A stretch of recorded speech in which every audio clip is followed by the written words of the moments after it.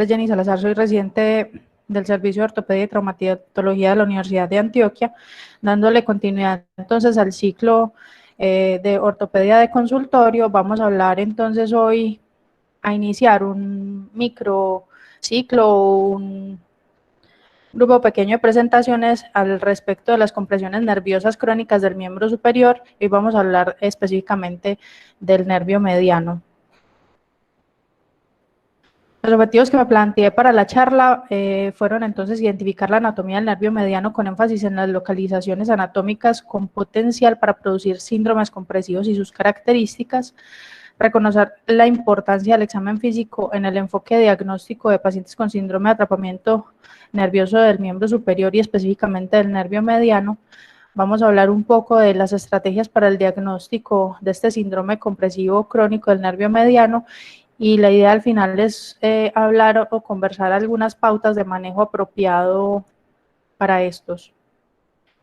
Para empezar, recordar que los síndromes de atrapamiento nervioso crónico en la extremidad superior son supremamente comunes y es probable que su aparición tienda al aumento en la medida que los pacientes presenten factores de riesgo como la diabetes, la obesidad, la edad avanzada y obviamente por los pacientes que tenemos una población cada vez más vieja, entonces tiende a ser una patología más prevalente en nuestra población. El diagnóstico se considera tradicionalmente un diagnóstico clínico y si usted hace una historia clínica juiciosa, posiblemente sea lo único que necesite para llegar al diagnóstico. En general, las neuropatías compresivas del nervio periférico se van a dividir en neuropatías compresivas extrínsecas o intrínsecas. En cuanto a las intrínsecas, tenemos las neoplasias neurogénicas.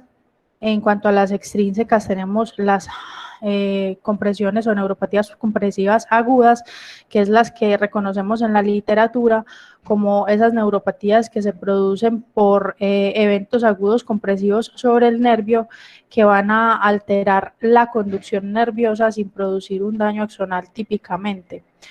Y son las que nos refieren en la literatura como la compresión nerviosa de la luna de miel, la compresión nerviosa de sábado en la noche, que tiene mucho que ver con posturas inapropiadas por elementos que comprimen externamente el nervio inadvertidamente y que finalmente van a llevar a una pérdida temporal de la función del nervio, pero que tiende a recuperarse en el 100%. Además de estas, hay otras que son iatrogénicas y que incluyen el uso, por ejemplo, de muletas, que en muchas ocasiones abandonamos y no explicamos a los pacientes adecuadamente cómo se deben usar y pueden ocurrir el uso de torniquetes de forma inapropiada por tiempos prolongados, torniquetes demasiado, que no sean lo suficientemente anchos, sino muy estrechos para la extremidad requerida, o que se use pues demasiado altos, pues. Y la otra son posturas o compresiones en posturas abandonadas durante posicionamientos quirúrgicos. Hoy no vamos a hablar de las agudas porque en general el manejo será expectante y casi siempre recuperan. Nos vamos a concentrar entonces en las compresiones crónicas, que vamos a hablar de ellas como compresiones que ocurren por eventos, por situación mecánica o dinámica. En cuanto a la compresión nerviosa crónica del nervio periférico, la mayoría de los autores nos advierten de la dificultad diagnóstica que tienen este tipo de compromisos por el espectro variable de los síntomas que pueden presentar todos los pacientes. Cada paciente es único y pueden tener manifestaciones muy particulares que todavía siguen incluso en estudio en la actualidad. Un ejemplo de ello es el síndrome del túnel del carpo, que sabemos que es la neuropatía compresiva del miembro superior más frecuente de entre todas. En estos pacientes hasta 2/3 van a presentar con síntomas por fuera de la región inervada por el nervio mediano. Es frecuente que se afecten los dos lados, es frecuente que duelan otras localizaciones además del nervio y que una vez se recupera o se hace liberación quirúrgica, incluso dolores como dolores de hombro, de codo, desaparezcan.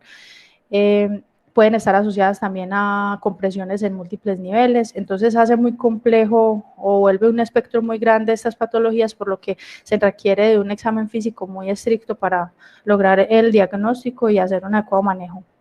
En cuanto a la definición de la compresión nerviosa crónica del nervio periférico, son alteraciones, por definición, del flujo sanguíneo neural y el transporte axonal que ocurren comúnmente, o lo más frecuente es que ocurran sin lesión axonal, y que tienen algún potencial de recuperarse espontáneamente, pero algunas no lo van a hacer y van a avanzar a lesiones un poco más complejas. En cuanto a la historia natural de estas lesiones, recordar que la relación de la presión de compresión y la degeneración axonal en el nervio parece seguir un patrón de dosis-respuesta. Entonces, si el nervio persiste comprimido, pues va a producirse, digamos, un círculo vicioso que es el que va a generar finalmente compromiso del nervio a largo plazo. Empieza con un proceso de compresión y obstrucción venosa más isquemia, que va a producir finalmente un edema intersticial que produce una anoxia del segmento. Luego se produce, para este momento estamos pues como en un síndrome de compartimiento cerrado, entonces todos esos vasos ya, no solo los de afuera, sino los de adentro en el endoneuro, van a estar afectados. Se produce un edema neural y dilatación de los vasos pequeños, como les acabo de decir, y para este momento el paciente va a experimentar parestesias y una elevación del umbral sensorial cutáneo, cuando uno se los mide con el filamento, con el monofilamento de Siemens-Weinstein. Se produce después de esto una fibrosis. Esa fibrosis va a llevar poco a poco a una desmielinización local por esa compresión persistente, que puede ser localizada inicialmente, y posterior a ello va a ser difusa. En esta etapa los pacientes van a experimentar ya debilidad muscular, que es un signo supremamente importante y vamos a ver más adelante por qué. Después de esto, si de pronto no ponemos atención, o el paciente persiste con este proceso, va a aparecer degeneración waleriana y el daño axonal, que se va a ver pues obviamente ya en estas etapas finales. El nervio mediano, entonces, surge de las raíces nerviosas de C5, C6, C7, C8 y T1 y se forma a partir de los cordones anteromedial y anterolateral del plejo braquial.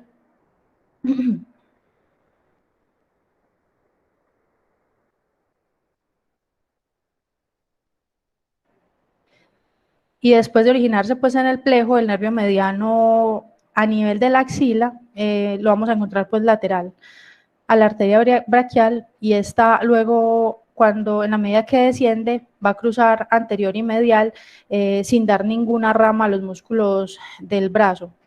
En el codo, entra por el ligamento de Strutter, finalmente se inserta por el acertus fibroso, pasa por o descansa sobre el músculo braquial y medial al tendón del bíceps, y la arteria braquial, y luego pasa entre las dos cabezas de los pronadores, tanto profundo como superficial. Se profundiza en el compartimiento antebraquial sobre el arco fibroso flexor superficial de los dedos, el flexor digitorum profundo, y esto ya más o menos a 4 centímetros distal al epicóndilo medial y 5 a 8 centímetros distal del epicóndilo lateral, se va a dividir en el nervio interóseo anterior para inervar el flexor profundo de el flexor pollicis longus, perdón, y el flexor digitorum profundo del segundo y el tercer dedo, además del pronador cuadrado. Va a ramificarse entonces, para dar una rama palmar radial que va a ser la que le da la sensibilidad a la mano, y ese tronco principal se va a seguir entonces por el túnel del carpo, pasa por debajo del retináculo flexor. Ya sabemos que ahí es pues como una de las zonas más frecuentes de compresión, y finalmente va al compartimiento tenar mediante una rama motora que se produce distalmente. Y da otras 4 ramas que son ramas sensitivas, que son las ramas palmares digitales. Aquí está pues la representación de esa rama cutánea palmar del nervio mediano y de esta rama tenar del primer compartimiento.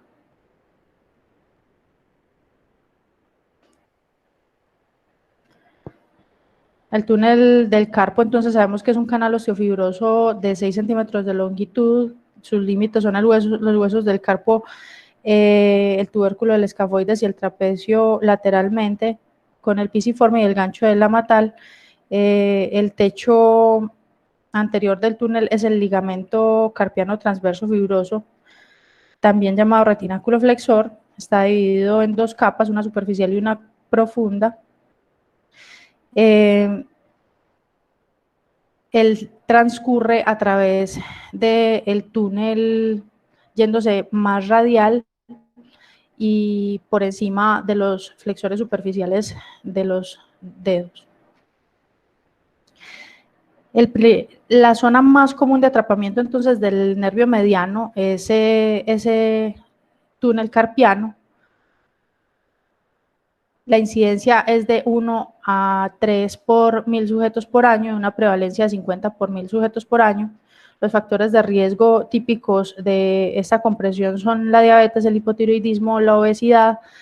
Ocurre frecuentemente en pacientes con patología reumática, en mujeres embarazadas, frecuentemente por el edema que presentan durante el embarazo, en los últimos meses del embarazo. Y puede ocurrir también en patologías por depósito adicionales. Hay otras causas como los factores de riesgo pues, de compresión extrínseca que puedan ser variantes anatómicas que producen compresión del nervio en el túnel, tumores localmente o gangliones que pueden producir también este tipo de patología.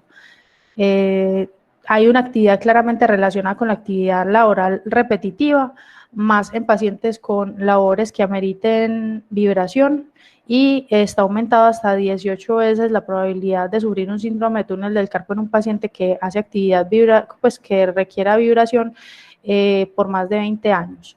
Esta representa el 90% de las compresiones del nervio mediano, por lo que es pues como la mayoría, digamos, la compresión más importante de entre todos.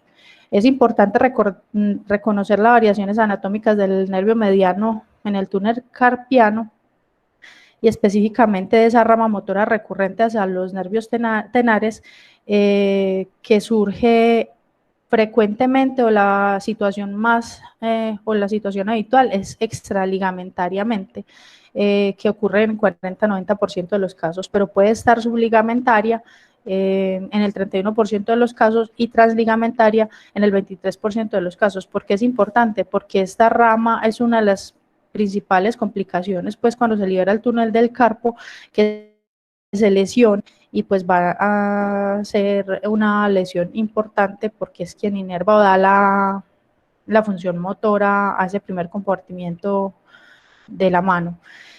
Puede seguirse también o surgir siguiendo el borde cubital del nervio mediano. Lo normal es que vaya por el borde radial o que vaya superficial a este túnel del carpo, por lo que hay que buscarla siempre que se libera el túnel del carpo, y tener en cuenta pues que hay unas variaciones en un porcentaje supremamente alto. En cuanto a las otras neuropatías compresivas, la literatura habla de ellas como neuropatías compresivas del mediano, menos frecuentes. Ocurren en 7 a 10% de los casos, y se conocían inicialmente como síndromes del pronador. Se ha venido adquiriendo más conciencia de ellas y digamos que se tienen más en cuenta como causa de dolor del brazo, debilidad de la mano y déficits sensoriales. Entonces se buscan ya con más frecuencia. Como les digo, todos los atrapamientos que ocurriesen en el antebrazo o en el codo en relación con el nervio mediano se definían como síndrome del pronador. Estas se describieron en 1951, sin embargo, con exámenes físicos más exhaustivos se ha podido delimitar los niveles de atrapamiento y hoy se pueden dividir en 3 entidades separadas, que son el atrapamiento por el síndrome del lacertus fibroso, el síndrome superficial y el síndrome de interóseo anterior. En cuanto al síndrome del lacertus fibroso, ocurre en esa expansión aponeurótica del músculo bicipital, ocurre por trabajo repetitivo y extenuante con el brazo pronado por tiempos prolongados. Su piso, entonces, anatómicamente está distribuido muy parecido al túnel del carpo, tiene un piso que es la tróclea medial del húmero, lateral y medial están el braquial y el pronador respectivamente, y el techo es el lacertus fibroso. Él inerva el pronador redondo, las dos cabezas, el flexor carpi radialis anterior, el flexor pollicis longus y el flexor digital digiti profundo o el digital profundo medialmente. Estas son ramas motoras y las sensitivas están más profundas, por eso frecuentemente lo que más se afecta es el aspecto motor, porque es el más superficial, por una irritación mecánica y una compresión persistente. Por esto, los pacientes van a presentar pérdida de la fuerza de la pinza, van a referir quejas sobre pérdida de habilidades motoras finas, van a referir dolor en el antebrazo volar y es infrecuente que se quejen de síntomas nocturnos. Entonces, esa puede ser una clave en el diagnóstico. En cuanto al síndrome de arcada superficial o el que ocurre en la arcada fibrosa del flexor digital y superficialis, ocurre pues en el arco fibroso o en el produciendo una compresión que involucra el nervio interóseo anterior y el tronco principal. Inicialmente se pensaba que solamente involucraba el nervio interóseo anterior, pero finalmente se vio que el tronco principal también podía estar afectado en el pronador redondo, entonces se definió como un síndrome aparte que puede afectar ambas estructuras. El paciente se va a quejar de dolor en el antebrazo volar y debilidad de la pinza, a diferencia con el lacertus fibroso, y se asocia a trastornos sensoriales de la mano, que esta puede ser una clave diagnóstica. En cuanto al síndrome de interóseo anterior, sabemos pues entonces que este va a inervar el flexor pollicis longus, el flexor digital profundo del segundo y el tercer dedo y el pronador cuadrado. Es un atrapamiento motor puro. Entonces se van a ver afectados los arcos del flexor digital superficial, después de la bifurcación en donde se produce el nervio interóseo anterior. El paciente se va a quejar de debilidad motora pura sin alteración sensitiva, como ya lo dijimos, se va a quejar de dolor en el antebrazo que precede a la debilidad motora. Nunca hay síntomas sensoriales y por lo general las pruebas de Tinel son negativas. El paciente se va a quejar de dolor, pero no de esa sensación de parestesias. En cuanto al grado de lesión, es supremamente importante recordar, pues porque esto tiene una correlación clínica, y es que el límite para esas patologías del bloqueo de la conducción en cuanto a pronóstico está dada por las lesiones que definiremos que son no degenerativas y las lesiones con degeneración axonal. Las lesiones no degenerativas son las que se clasifican según Sunderland en que el nervio está normal o tiene solo una neuropatía grado 1 y según Sheldon, en estos pacientes tendrían solamente o aparecerían como una neuropraxia. Estos pacientes tienen posibilidad, hay veces, de revertir sin procedimientos quirúrgicos la patología y sin secuelas adicionales.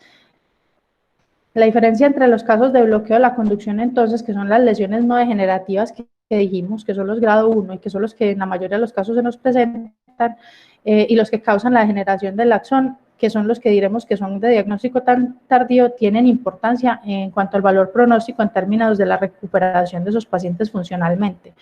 Ya dijimos que el diagnóstico temprano suele ser difícil por la variabilidad de los síntomas que presentan los pacientes. Por eso aquí es tan importante un examen clínico riguroso. Clásicamente hemos aprendido las pruebas de provocación que se refieren a esos dolores en el tracto o en el trayecto, perdón, del nervio. En el caso del mediano es en la cara volar del antebrazo y anestesia que se extiende a la eminencia tenar. Entonces, en el caso del túnel del carpo, la prueba de Tinel y de Fallen, que tienen una alta sensibilidad y especificidad y que son supremamente útiles para el diagnóstico, pero muchas veces nos quedamos solo en estas pruebas, olvidando que el atrapamiento puede ocurrir a varios niveles en el trayecto de un mismo nervio. De ahí la importancia de hacer un examen juicioso y de hacer todas las pruebas necesarias para poder hacer el diagnóstico adecuado. En el acertus fibroso, por ejemplo, una prueba de provocación se puede hacer, como muestra la imagen inferior izquierda, con flexión del codo resistido a 120 grados y el brazo en supinación máxima para poder diagnosticar este tipo de compresión. Y hay varias pruebas de provocación que nos pueden ayudar pues con el diagnóstico de estas compresiones, pero recordar que en las fases iniciales posiblemente estas pruebas en el síndrome del túnel del carpo van a ser negativas y lo primero que vamos a encontrar es una alteración en la medición del umbral sensorial utilizando el monofilamento, que es lo primero que vamos a encontrar. Entonces sería bueno utilizar esta prueba habitualmente. Pero en síndromes del antebrazo posiblemente lo primero que vayamos a encontrar es una debilidad difusa dependiendo de los grupos musculares pues, que vayamos a evaluar. El grado de lesión nerviosa, entonces, en la mayoría va a ser un grado 1 o una neuropraxia en nuestros pacientes. La pérdida funcional motora no va a ser evidente en esas primeras fases y no se va a ver atrofia muscular porque eso se ve en fases finales, sino debilidad muscular y debe buscarse activamente en esas fases iniciales. Por eso, los autores lo que nos proponen, en vez de esas pruebas a las que nos acostumbramos, que son supremamente útiles, pero digamos que nos puede ayudar un poco más, es hacer algo que se llama el test de fuerza muscular, una triada diagnóstica pues que nos va a ayudar a hacer diagnóstico. Una forma de hacer seguimiento es utilizar esta escala de clasificación que nos va a decir en qué grado está comprometida la función muscular de nuestro paciente. La mayoría ya dijimos que los íbamos a encontrar solamente con una debilidad localizada o específica de acuerdo a la zona de atrapamiento que vayamos a sospechar y se debe hacer seguimiento en el tiempo. Entonces puede ser supremamente útil esta tabla para el seguimiento. No olvidar el síndrome de doble atrapamiento, que es un concepto supremamente importante, y es que no es infrecuente que en el trayecto de nuestro nervio haya más de un sitio de compresión, lo que va a hacer que nuestro paciente posiblemente no mejore si solamente tratamos una de las compresiones en el tiempo. Busque activamente entonces la debilidad muscular y se puede buscar a través de una triada clínica que incluye entonces un algoritmo de prueba muscular manual que nos va a ayudar a identificar el nivel o los niveles de atrapamiento nervioso, algo que definen los autores como test de colapso con rascado, que confirma la localización del atrapamiento y ayuda a darle jerarquía al atrapamiento sin más de un nivel comprometido, y el test de Tinel, que nos va a mostrar dolor, sensibilidad o parestesias pues en las zonas del atrapamiento. Entonces nos va a ayudar a identificar el nivel, a confirmar el atrapamiento y jerarquizar, y finalmente definir si hay dolor. El algoritmo de prueba muscular es supremamente importante porque tiene una sensibilidad y una especificidad altas para determinar esos niveles de neuropatía focales en las extremidades superiores. Y los vamos a hacer entonces con 4 posiciones que nos proponen los autores. En el hombro, evaluando el pectoral y el deltoides posterior. En el codo, evaluando el bíceps, el tríceps y el infraespinoso. En la muñeca, evaluando el extensor carpi ulnaris, el extensor carpi radialis brevis y el flexor carpi radialis. Y en la mano, evaluando extrínsecos e intrínsecos, o sea, hay que hacer una evaluación desde el miembro superior hasta el miembro inferior, aunque nuestro nervio, en este caso el mediano, no tenga influencia proximal, pero sabemos que pueden haber compresiones que incluso incluyen en las raíces, que solamente con este examen sencillo las podemos diagnosticar. Entonces es supremamente útil para identificar esas injurias no axonales con cambios en la conducción. Aquí estamos evaluando la posición 1, la posición 2, entonces flexión. En la posición 3 vamos a evaluar muñeca, entonces con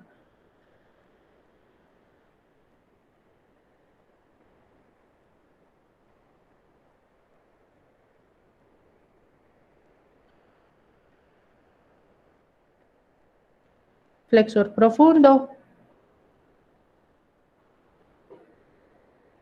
abductor y abductor mínimo, dígito mínimo. Fue un poco rápido.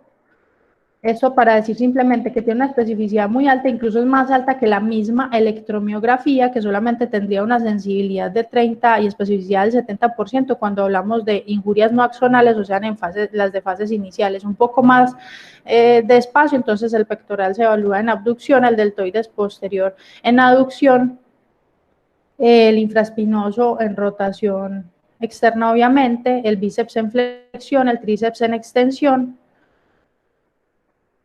el extensor carpi ulnaris con desviación ulnar, el extensor carpi radialis en extensión, flexor carpi radialis en flexión. Resistido. Flexor pollicis longus.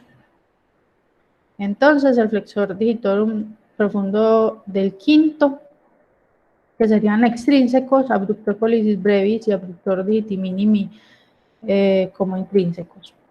Eso nos va a ayudar a identificar patrones de debilidad muscular, afectación nerviosa y el nivel de atrapamiento en absolutamente todos los atrapamientos desde las raíces. Entonces son supremamente útiles. Esto simplemente para mostrarles que un examen tan sencillo nos puede ayudar a hacer diagnósticos.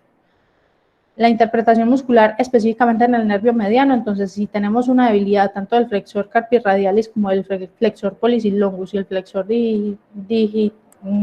flexor profundo de los dedos del segundo, tendremos un síndrome del acertus fibroso. Si solamente tenemos debilidad del flexor pollicis longus y el flexor profundo de los dedos del segundo, tendremos un síndrome interóseo anterior. Si tenemos un compromiso del flexor superficial de los dedos del dedo 2 y 3, tendremos una arcada superficial y un túnel del carpo con una debilidad del abductor pollicis longus.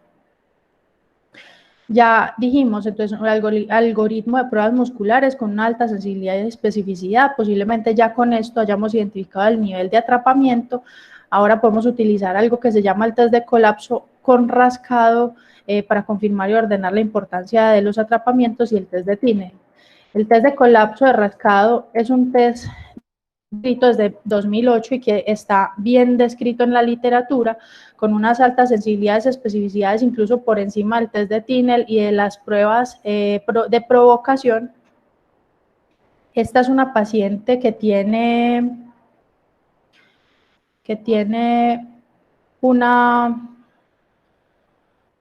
recidiva, por decirlo de algún modo, una paciente que fue previamente intervenida de su túnel del carpo de forma bilateral y ahora se presenta nuevamente con síntomas de síndrome de túnel del carpo de predominio izquierdo. Lo que hace la doctora McKinnon en este video es mostrar cómo con esta prueba de estímulo local puede identificar la compresión.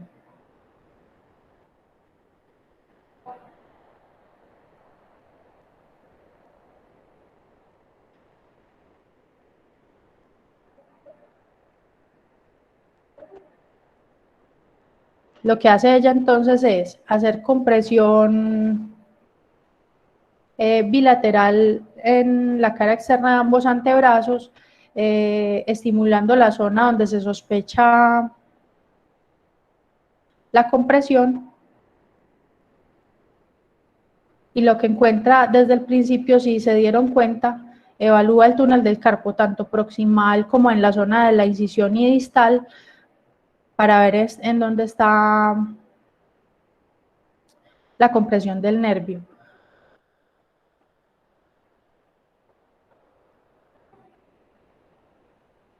Lo que hace con la sustancia que aplica es inhibir ese primer atrapamiento, que es en jerarquía el más importante, que era el de la mano izquierda, y le va a permitir evaluar en otros niveles si hay atrapamiento positivo. Encontró distalmente que era positivo, nuevamente estimula, pero ya está inhibido pues por la sustancia que le aplica, y encuentra que proximalmente al túnel del carpo también hay un atrapamiento.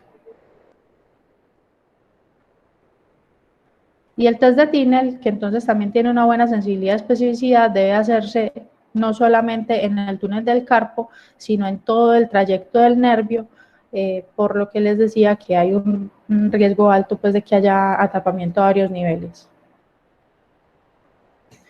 Los estudios de electrodiagnóstico son de amplio uso en la patología del síndrome del túnel del carpo y de otras sospechas de atrapamiento, pero ya sabemos que la sensibilidad es supremamente baja y la especificidad supremamente baja también, y se debe a errores técnicos, porque es un estudio operador dependiente. No hay diferencias, o no es capaz de diferenciar entre las lesiones de tipo mixtas en las lesiones nerviosas, evalúa una parte de la función muscular, y es incapaz de detectar pues estas compresiones en esas fases tempranas, que es donde necesitamos hacer el diagnóstico y iniciar medidas pues apropiadas.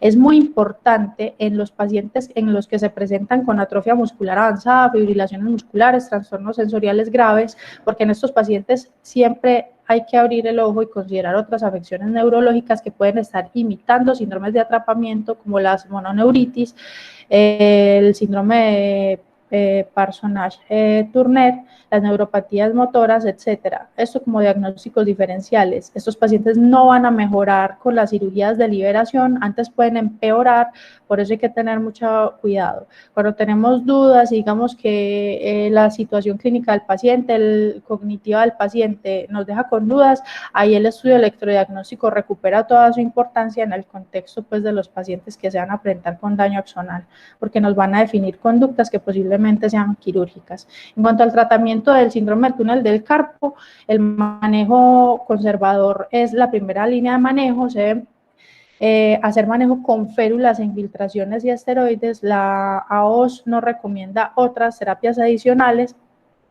El uso de férulas es el tratamiento más efectivo por encima de cualquier tratamiento para aliviar los síntomas durante al menos 3 meses.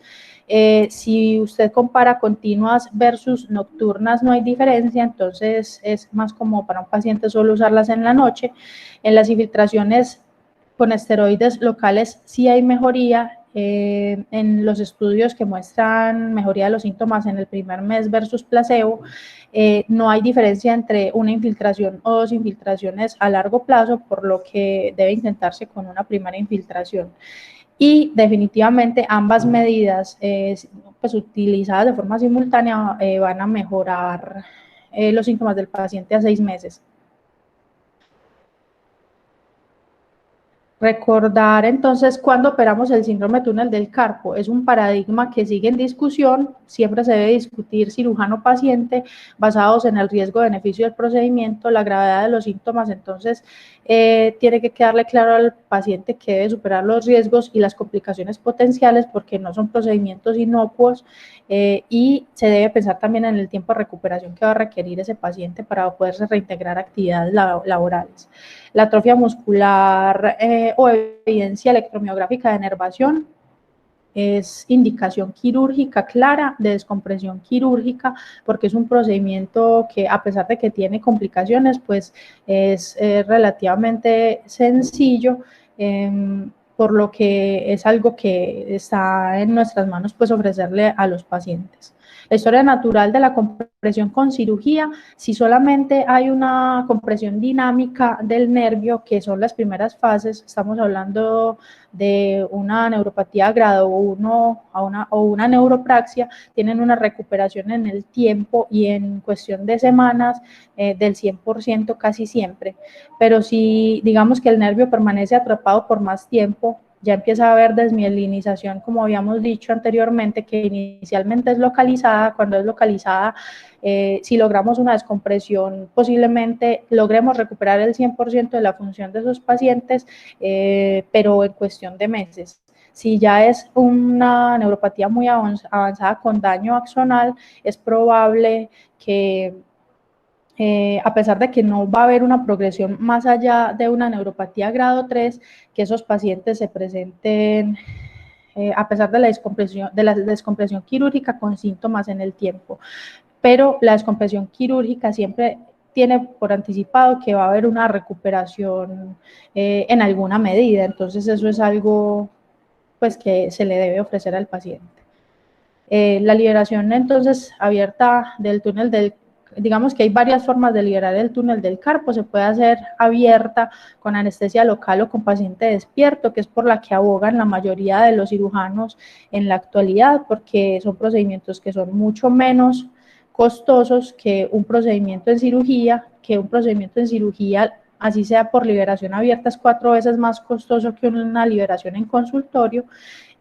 También existe la técnica de liberación artroscópica, y hay varios consejos pues importantes que hay que tener en cuenta y que nos dan los autores, y es que hay que advertirle a los pacientes que aunque la liberación del túnel del carpo alivia la mayoría de los síntomas, sobre todo el entumecimiento, que es la queja mayor, no puede que en el tiempo, y si el paciente estuvo mucho tiempo con entumecimiento, no alivie por completo estos síntomas.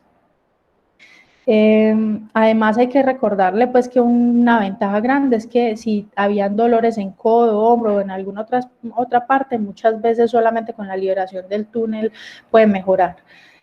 Si no hay mejoría de los síntomas del paciente, buscar que hayan compresiones en otras localizaciones. Y recordar que todas las liberaciones del túnel pues van a llevar consigo complicaciones asociadas. Las más frecuentes son la lesión de la rama cutánea motora y la rama palmar del nervio. Además, pues obviamente del tronco principal. La cicatrización hipertrófica, el dolor en el pilar, la lesión superficial de la arteria del arco palmar distalmente, o que haya una liberación incompleta y que el paciente persista con síntomas y haya que volver a hacer intervenciones adicionales. Las más frecuentes cuando se hace cirugía abierta es el dolor local en zona de la cicatriz y en el pilar, que ocurre en el 25% de los pacientes, seguida por esa laceración de esa rama palmar cutánea al primer compartimiento, que es supremamente importante vigilarla. Los pacientes salen de cirugía solamente con un vendaje blando para que puedan iniciar recuperación rápida. Bien, y recordar pues esta que es la técnica de infiltración de anestesia local para liberación abierta del túnel del carpo en consultorio, que nos puede ayudar pues como a hacer procedimientos sencillos en el consultorio sin ser necesario pues llevar un paciente a cirugía. Se hace con un anestésico local, que es lidocaína con epinefrina en una dilución de 1 en 100.000. Se debe infiltrar adecuadamente la fascia antebraquial en la mano y distalmente superficial al ligamento carpiano transverso. La liberación endoscópica es otra técnica abogada con mucha, pues utilizada con mucha frecuencia. Se desarrolló en un intento por evitar los problemas que ocasionaba la cicatriz en el recorrido del túnel, y por esos síntomas pues que experimentaban los pacientes en el futuro, pero ella pues trae también consigo el riesgo de complicaciones asociadas y la más frecuente, como ya les decía, era la liberación incompleta de ese túnel del carpo. Sin embargo, sí hay estudios que están a favor de que reduce el dolor posoperatorio y tiene un retorno un poco más corto a las actividades laborales, que es o que tiene una diferencia aproximada de 6 días.